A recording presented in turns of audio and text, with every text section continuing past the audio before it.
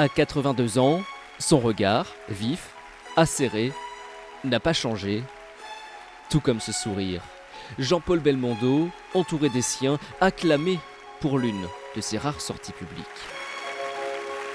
Jean-Paul Belmondo qui sera au centre d'un nouveau film, un documentaire signé Paul, son fils, le documentaire de sa vie. Que tous les documentaires que j'avais vus sur lui, en fait, il parlait pas, il n'intervenait pas. Et je trouvais que c'était important justement que ce soit lui qui intervienne, que ce soit son film, que ce soit son choix et que ce soit les images qu'il veut qu'on montre de sa vie. Et donc c'est lui qui en est le décisionnaire.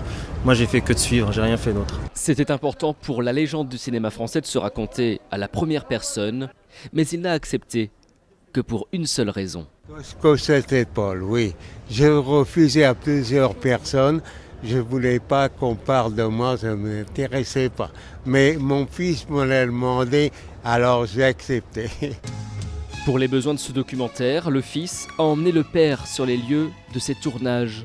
Jean-Paul Belmondo, 82 ans, est ainsi retourné au Brésil par exemple, 50 ans après l'homme de Rio.